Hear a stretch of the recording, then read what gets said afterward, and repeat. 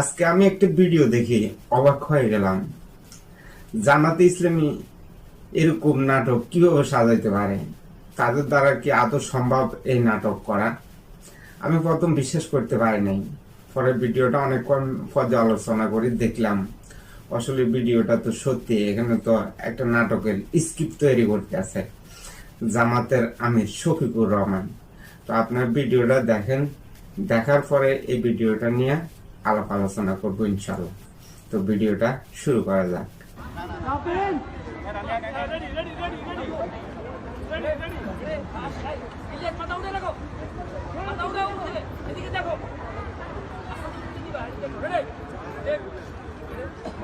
Camera action.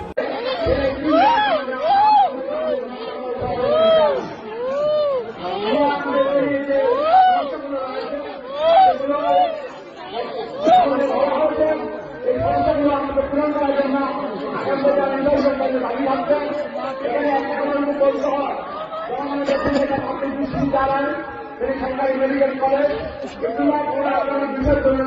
আমাদের এখানে প্রধানমন্ত্রী করেছিলাম দুর্ভাগ্যজনক নেতৃত্বে ব্যর্থতার কারণে আমরা হয়নি।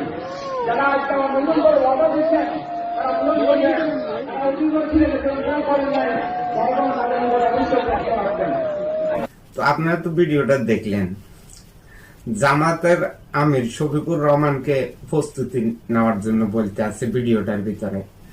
মানে আগে থেকে এই নাটকটা তারা এখানে এরকম সৃষ্টি করবে যে এই নাটকের স্ক্রিপ্টটা এখানে এভাবে তৈরি করা হয়েছে যেহেতু বাংলাদেশের জনগণকে ইমোশনালি ব্ল্যাকমেল করা যায়। তো জামাতে ইসলামী এখন এইভাবে তারা নাটক সাজিয়ে বাংলাদেশের জনগণকে ধোঁকা দিতে আছে। বিভিন্ন জায়গায় তাদের নেতা কর্মীদেরকে তারা নিজেরাই হত্যা করে আবার এই হত্যার বিচারের দাবি করতে আছে শুধু বাংলাদেশের জনগণকে ইমোশনালি ব্ল্যাকমেল করার জন্য আর বাংলাদেশের জনগণের সমর্থন আদায় করার জন্য এই কাজগুলো করতে আছে। শেরপুরে জামাতের কর্মীকে জামাতের নেতা কর্মীরে হত্যা করে এই হত্যার প্রতিবাদ করতে আছে। এই হত্যার দায় চাপানোর চেষ্টা করতে আছে বিএনপির উপরে। ঠিক একইভাবে পরিকল্পনা করে ইনকিলাব মঞ্চের নেতা ওসমান হাদিকেও হত্যা করেছে। এই হত্যা করে ওসমান হাদির হত্যাকারীদের বিচারের দাবিতে বিভিন্ন স্থাপনা ভাঙচুর করেছে এই জামাত ইসলামী, প্রথম আলোর অফিস, ডেইলি স্টার অফিস। এই বাংলাদেশের জনগণ এটা দেখেছে। তো জামাত ইসলামী এভাবে বাংলাদেশের জনগণ থেকে সমর্থন আদায় করবার চেষ্টা করে থাকে, বাংলাদেশের জনগণকে ইমোশনালি ব্ল্যাকমেল করে থাকে। তো তারা ইসলামের হেফাজত কিভাবে করবে? তাদের নিজের ভিতরে ইসলাম নাই, এখন তারা বলতে আছে ইসলাম প্রতিষ্ঠিত করব। বাংলাদেশের জনগণকে ধোঁকা দেওয়ার জন্য এই কথাগুলো বলতে আছে এই জামাত ইসলামী। জামাত ইসলামী বাংলাদেশের জনগণকে অনেকভাবে ধোঁকা দিয়েছে। এখন হত্যার রাজনীতি করে বাংলাদেশের জনগণকে ধোঁকা দেওয়ার চেষ্টা করতে আছে। প্রথম তারা বলেছিল বাংলাদেশের নিরীহ সাধারণ জনগণকে যে জামাতে ইসলামিক দাঁড়িপাল্লায় ভোট দিলে জান্নাতে যাওয়া যাবে।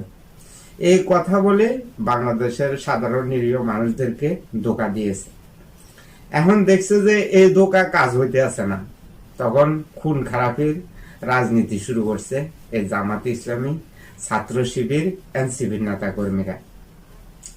জামাতে ইসলামী 1971 সালে যেভাবে তাদের পূর্বপুরুষেরা হত্যাকাণ্ড করেছিল, নির্যাতন নিপীড়ন করেছিল বাংলাদেশের জনগণের উপরে, ঠিক একই কায়দা বর্তমানে জামাতে ইসলামীর নেতা কর্মীরা, এনসিপির নেতা কর্মীরা, ছাত্র শিবিরের নেতা কর্মীরা বাংলাদেশের জনগণের উপরে নির্যাতন নিপীড়ন করতে আছে।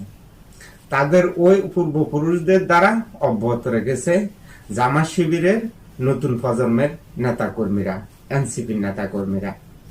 জামাত শিবিরের নেতা কর্মীরা বিভিন্ন জায়গায় লুটপাট, দুর্নীতি, চাঁদাবাজি, ছিনতাই, রাজারি, খুন খারাপে, মানে এমন কোন কাজ বাদ নাই যে তাদের দ্বারা হয়নি।